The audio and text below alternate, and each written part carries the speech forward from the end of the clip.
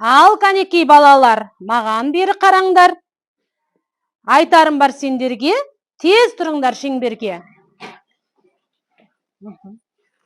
Дайын болсақ сабаққа, шапалақты соғайық. Көп ойланбай бәріміз саяхатқа барайық. Балалар, біздің бүгінгі сабағымыз ерекше сабақ болайын деп тұр. Саяхат сабағы болайын деп тұр, иә? Біз саяхатқа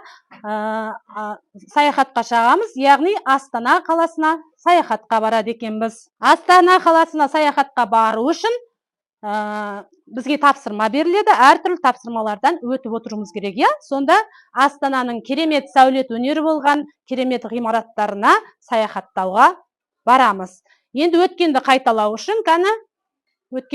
үшін әр топтан бір баладан шақырып алайын, иә? Өлшем бірліктерін өткен болатынбыз.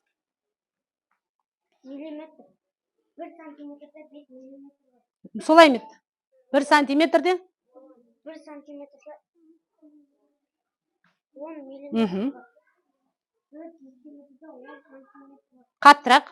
1 метрде 100 сантиметр. 1 километрде 10 метр. Жақсы, жарайсың. Жақсы, қол шапалақтап қояғыз жүреді, иә? Болды, жақсы. Келесі топтан ғана келе ғой.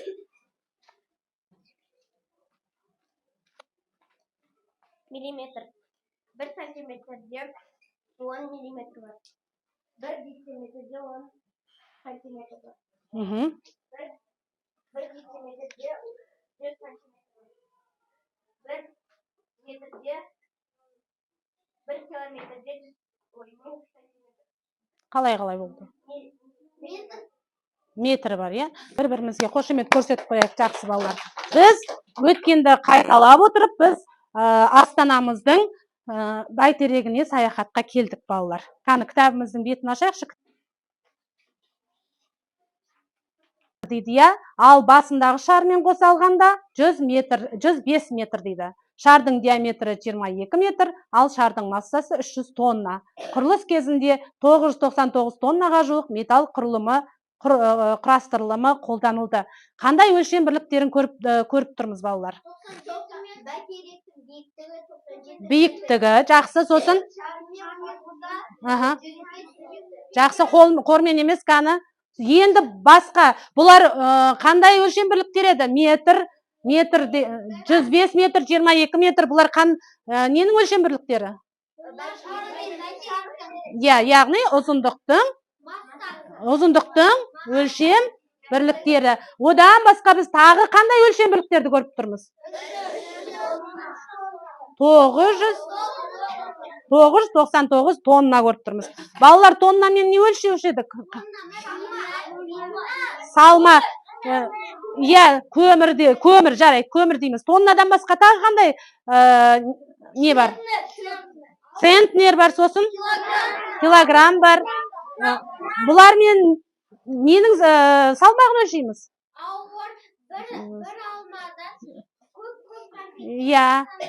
Заттардың, яғни заттардың салмағын өлшейді екенбіз, балалар, иә?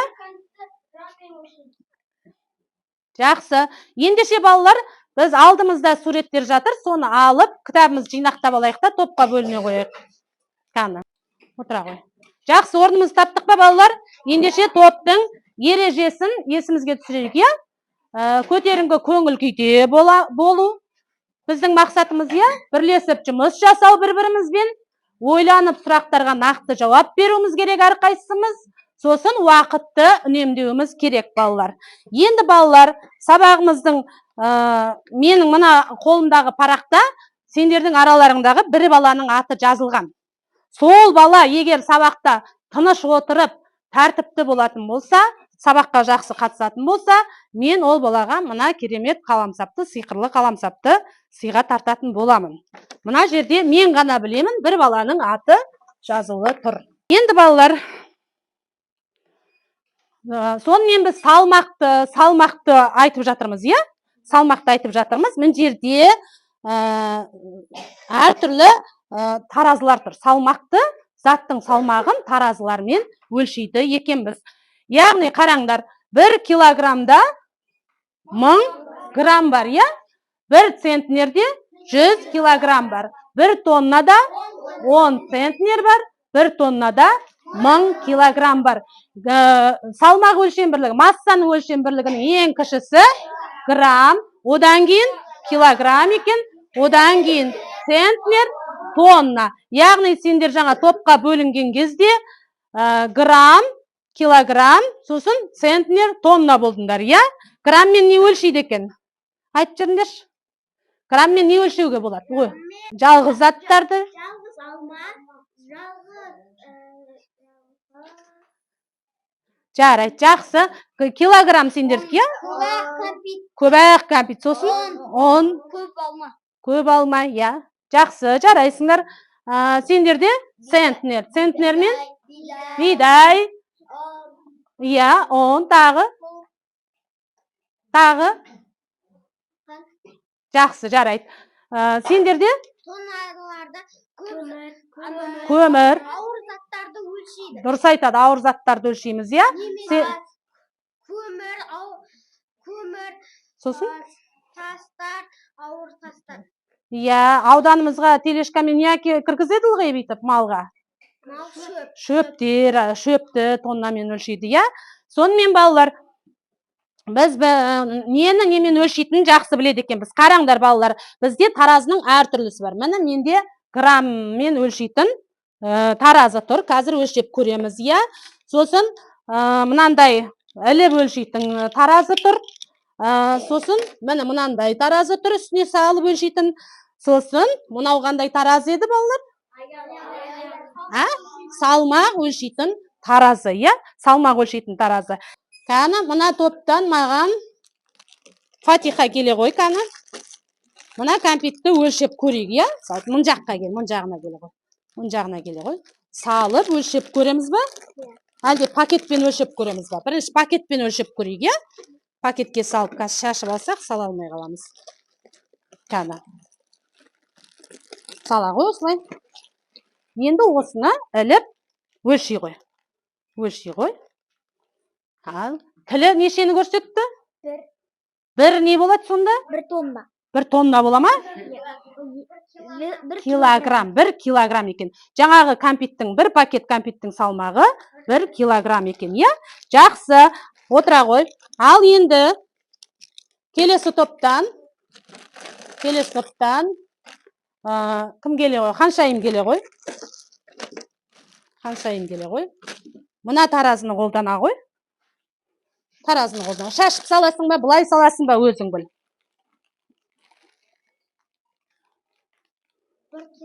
1 килограммды көрсетті. Иә, балалар, жақсы, отыра ғой.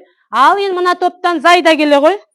Мұнау енді бізде балалар, мұналар килограмммен өлшеп жатсақ, мұна екі таразымен, иә, мұнамен біз немен өлшейміз? Грамммен өлшейміз. Кәні, өлшей ғой. Жоқ, онымен грамммен өлшейміз, еккені саламыз, иә? 1 кәмпиттің массасы қанша болды? Мұн жағынан келіп қарай ғой. 16 килограмм бола ма? Грамм болады, иә? Килограмм, килограммнан кіші грамм екен. Тағы 1 кәмпит сақ көрейікші ғана. 31 грамм болады, иә? 4 кәмпит қылайықшы. 4 кәмпит. 62 грамм. 62 грамм. 4 кәмпитіміз 62 грамм екен. 1 грамм қанша болды? 16 грамм. Сендер 1 кәмпит жейтін болсаңдар, 16 грамм кәмпит жейді екенсіңдер, иә, балалар? Жақсы отыра ғой. Енді мұнамен ғаны салмағымызды өлшек ғаны. Қайсы? Әлинұр кел. Әлинұрдың салмағын көрейік, иә? Салмағын қанша екен? 29 не болады? Килограмм болады екен. 29 килограмм екен салмағы. 30-ға жетпейді екен, иә? Тағы қайсын, қаны көріш кел. Мәриям келсен. Мәриямды көрейік. Bir қыз, bir ұл баланың салмағын көрейік. Мәриям, қанша килограмм? Жоқ. 26 килограмм екесің. Жақсы, отыра ғой. Адамның да салмағын өлшейді екенбіз, иә?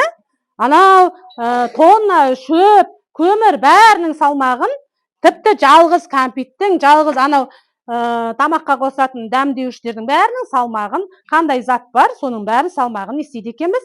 Өлшейді екенбіз. Ең кішісі қайсысы дедік? Грамм дедік, одан кейін килограмм. 1 килограммда 1000 грамм бар екен. Одан кейін центнер, 1 центнерде 100 килограмм бар екен. Тонна 10 центнер бар, немесе қалай? 1000 килограмм бар екен. Жақсы балалар. Жақсы, сонымен әртүрлі таразыны жаңада көрдік. Сонымен қатар электронный таразылар көрдік, е? Сосын сағат пілі сияқты таразылар, міне мынандай таразылар бар екен. Міне ауыр заттарды өлшейтін таразының түрлері бар екен. Енді тонна, центнерді өлшейтін таразы бізде жоқ енді қолымызда, е? Қазіргі кішкене көтеріп әкеле алатындай таразымыздың түрлерімен таныстыңдар балалар. Енді келесі. Енді балалар біздің тапсырмамыз басталды сендерге. 4 топ жарысасыңдар. Алдарыңда попкорн ыдысы тұр. Сол попкорн ыдысын мақсаттарың сендердің не болады? Толтырып алу болады, я? Сол үшін тапсырмаға кезек берейік. Осы тапсырмаларды орындайтын болсақ, келесі кешенге, яғни келесі ғимаратқа баратын боламыз, я? Олай болса, әртүрлі салмақты масса өлшем бірліктері тұр мына жерде. Соларды өсу ретімен, кему ретімен топтасып, ақылдасып, орналастырасыңдар астына. Маркер тұр, маркермен жазам десеңдер.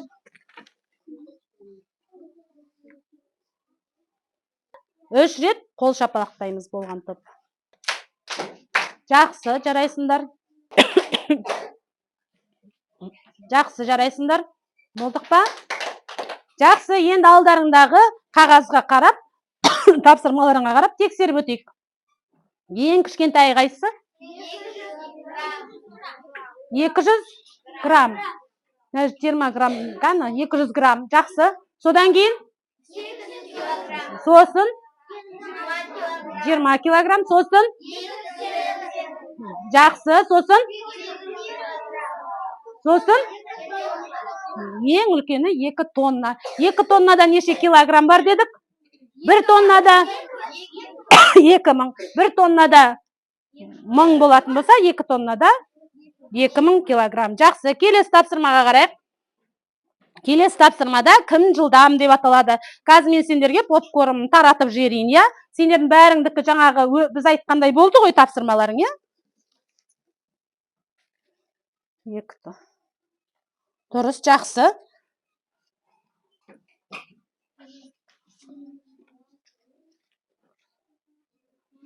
Молодцы.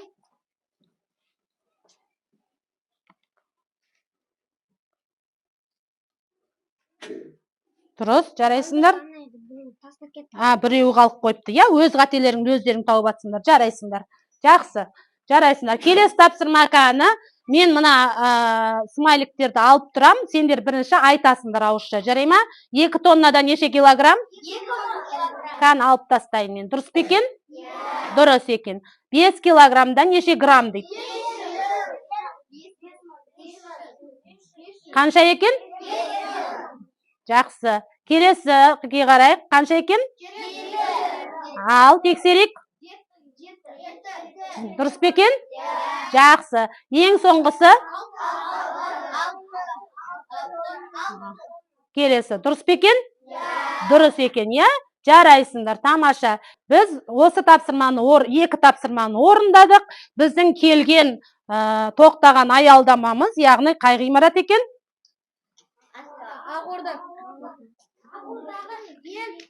Аха. Не білеміз Ақорда туралы?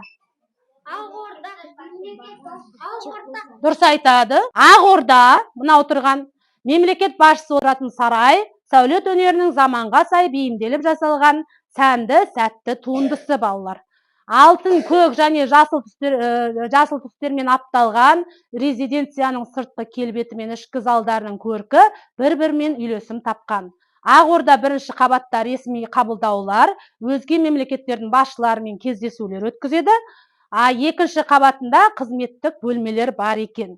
Үшінші қабатында бірнеше залдан тұратын қонақ бөлмелер орналасқан. Ол жерлерде шет мемлекеттердің елшілерін қарсы алып, солармен мәмілеге келіп, әңгімелесуге арналған екен балалар.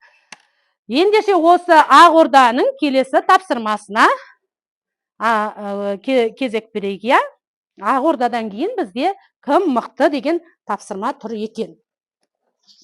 Сендерге тағы да мен тапсырма таратамын. Бос торкөзді не істейсіңдер? Толтырасыңдар. Бос көздерді толтырасыңдар. Бос торкөздерді тұра берсін ол тапсырмалар. Ақылдасып, бірігіп, орындарынан тұрып, жандарыңа баруға болады, балалар, бір-бірің жандарыңа.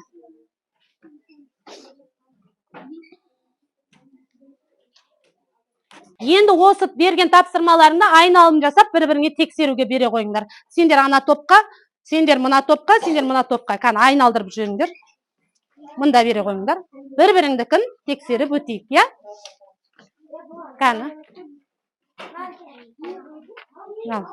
Дұрыс па екен, балалар? Бір қате шықты. Қай жерден қате шықты?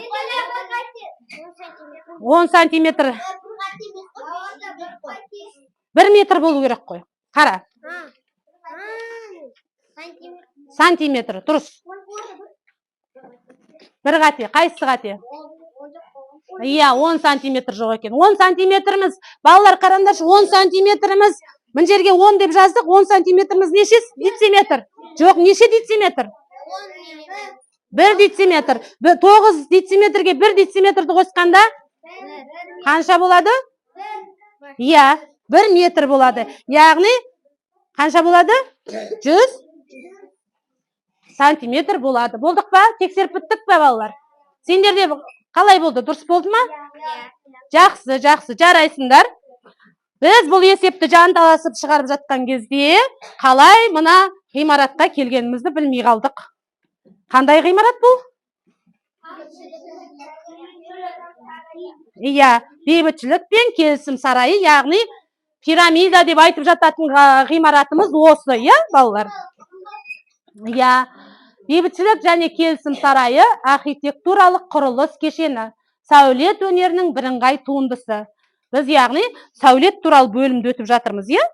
Ол Астана қаласының қолдан жасалған жота үстінде орналасқан. Ғимараттың негізгі биіктігі мен ені 62 метр болатын шаршымен қаланған. Бұл жерде көрме залдары, конференция залдары, қысқы бақ, 1500 көрерменге арналған концерт және опера залы орналасқан екен, балалар. Ендеше, осы ғимаратта жасырынып жатқан тапсырманы көрейік. Тақтамен жұмыс екен, есептейді екен біз, иә, балалар? Кәні, кім шығады? Мына топтан бастайық. Жәнібек келе ғой. Мына жерден боралып, есептеп шығара бере. Қазір кезек келеді, қазір сендерге де келеді. Сендер бүгінгі күнді жаздық қой, жазып алайықшы күнді. Күнді жазып, сынып жұмысы нөмір 4-ші есептеп жазыңдар, балалар, дәптерді ашып. Сосын осы есеп кітапта да бар, тақтаға қарамай кітаптан есептей берулеріңе болады. Міне 4-ші есеп міне. Сендердің тақталарың, дәптерлерің, дәптерге өздерің есептей беріңдер, иә? Ал сен мына екеуін шығар онда. Біреуін шығар, біреуін келесі топқа қалдыра қой.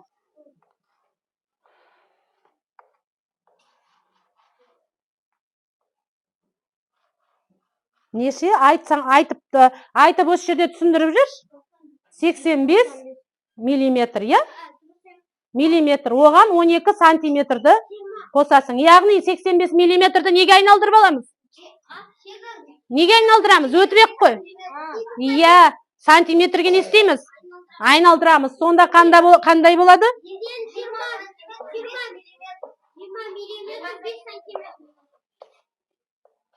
20 сантиметр 5 миллиметр болады екен. Жақсы, жарайсыңдар. Келесі. Әлижан кел ал. Килограмм.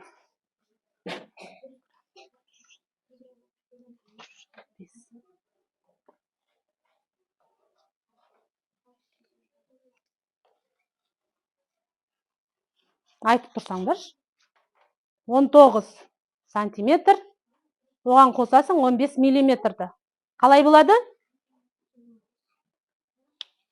Бұл саған тиімді 15 миллиметрді сантиметрге айналдырған, иә? 15 миллиметрде неше сантиметр бар, балалар? Неше сантиметр бар? 15 миллиметрде неше сантиметр бар? 1 сантиметр 5 миллиметр. Ендеше сен 19 сантиметрге 1 сантиметрді не істейсің? Қосасың, әр жағында не қалады? Жоқ, әр жағында 5 миллиметр қалады. Әр жағында 5 миллиметрін жаза қой. Балалар, дұрыс па есебіміз? Есебіміз дұрыс екен, иә? Жақсы, келесі біздің саяхаттап келген жеріміз Думан ойын-сауық орталық екен. Бұл құрылыс бірнеше зонадан океанариум, кинотеатр, кафе және сауда залдарынан тұрады екен. Орталық зона серуендеп дем алу үшін арналған, яғни дем алуға арналған екен, иә? Ендеше бізді бір серпіліп, не істеп алайық, балалар? Дем алып алайық. Қаны қолымыз алдымызда Астанамыз туралы өлең айтып көрейік қаны.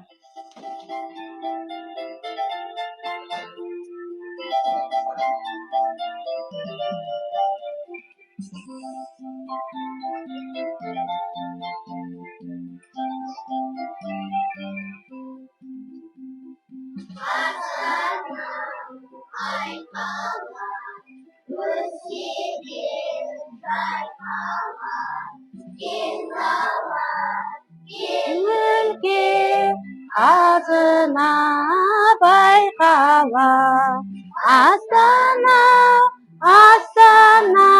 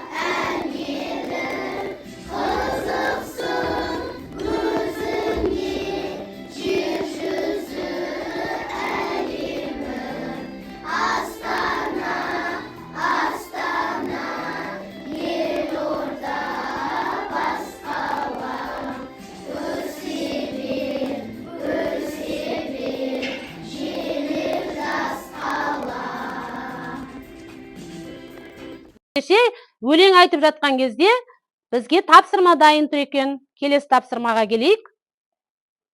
Келесі тапсырмамыз бізде кітабымызда тұр. Кітабымызды ашайық. 5-ші есеп. Тез оқи қойыңдар. Астана қаласындағы тәуелсіздік алаңында мерекеге арналған шатыр құрылды. Яғни алдымызда қандай мереке келе жатыр, балалар? Тәуелсіздік мерекесі келе жатыр екен, иә? Металл құрылғының массасы 5 центнер 55 килограмм, ал оның жобасы 110 килограммға жеңіл. Шатырдың барлық массасы қандай? Есепте, балалар, ненің массасы белгілі? Құрылғысының массасы белгілі 5 центнер 55 килограмм. Жақсы, қайсының массасы белгісіз? Жабындыныкі? 110 килограмм. Иә, белгісіз 110 килограммға қандай? Жеңіл. Қайсыған қарағанда? 5 центнер 55 килограммға қарағанда жеңіл екен. Бізге нені тап дейді? Яғни металл құрылғысы мен шатырының барлығын қосқандағы массасын тап дейді. Қаны алдымызда үлкен парағымыз бар. Маркермен осы есепті шартын тездетіп, қысқартып құра қойыңдар.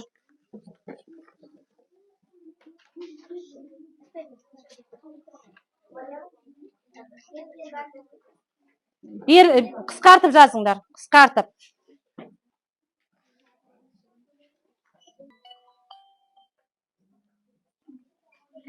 Жақсы. Әке біле беріңдер, келіңдер. Мұнда іле беріңдер, кел. Кеңдер әкеп болсаңдар, іле қойыңдар. Сосын айтып таныстырасыңдар қазір. Тез. Айта қой. Металл құрылғының 5 центнер 25 килограмм. Жабындысы 110 килограмм жеңіл. Шешуі 555, ауызығы 445-ті қосамыз 555-ке тең 1000 шығар. Жауабы 1 тонна. Қаны? Сенікі сондай болды ма, Қаны? Металл құрылғысы 5 центнер 25 килограмм. Жабындысы белгісі 110 килограмм. Жеңіл. Шешуі 5 центнер 555. Іле бер. Магниталды іле бер. Килограмм тең 445. 445. 445-ті қосамыз 555-ке тең болады ма? Жауабы Жақсы. 1000 килограмм. Болыңдар, жақсы отыра ғой. Сенікі де осындай екен. Дұрыс. Алижанда сілтемесі барлығы бар екен, иә? Металл құрылғыға қарағанда жабындының салмағы деп тұр. Сосын бізге нені тап деп тұр сосын? Екеуінің, қараңдар, шатыр мен металл құрылғының салмағын тап деп тұр. Яғни, мұна барлығын тап деп тұр, балалар, мұна барлығын. Түсіндіңдер ме? Соны тастап кеттіңдер. Жақсы, балалар. Олай болса, балалар, біз алдымызда тәуелсіздік мерекесі келе жатыр дедік, иә? Біз ендеше қолымыздағы алдымызда гүл жатыр, сода тапсырма бар, балалар. Сол тапсырманы оқып шығып, тездетіп, жауап бере қойыңдар. Қаны кім жауап береді? 1 сантиметрде неше миллиметр бар? 10 миллиметр бар. 1 сантиметрде? 10 миллиметр бар. Жақсыра қой. Біз елімізді, Қазақстанымызды не істейміз? Білімімізбен гүлдендіреміз. Жақсы, келе ғой, іле ғой. Тоннамен не өлшеуге болады? Қаны? Не өлшеуге болады тоннамен? Айтсайшы? Тоннамен ауылдарды. Жақсы, отыра ғой. Екіншісін Қаны? Екіншісінде болады тең 4.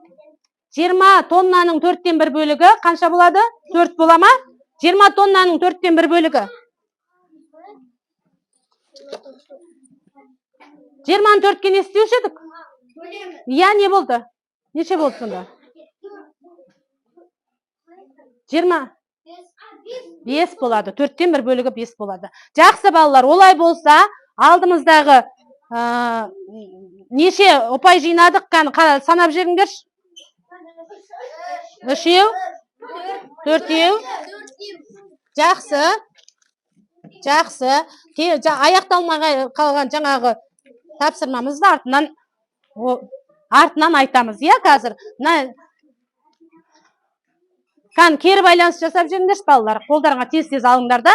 Көздеріңмен не көрдіңдер? Мен сәл кішкене кештеу бастағам. Есепті естідің, жақсы, сен Фатиха айтшы.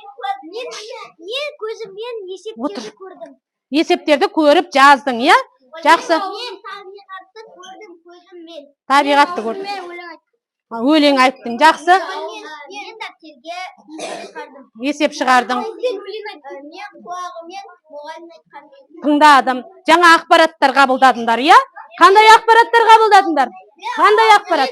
Мен телевизорда жаңалықтарды. Иә, не туралы өттік біз? Не туралы ақпарат өттіңдер сендер? Астана туралы өттік, сосын? Тәуелсіздік туралы тағы есепке байланысты. Есепке байланысты. Тонна, тағы? Иә, бұлар қандай өлшем бірліктер? Қандай өлшем бірлік? Қандай өлшем бірлік? Салмақ өлшем бірліктерін өттік, балалар. Түсіндіңдер ме? Олай болса, үйге 6-шы есепті үйге аласыңдар. 4 топта барлығы жақсы қатысты, жарайсыңдар.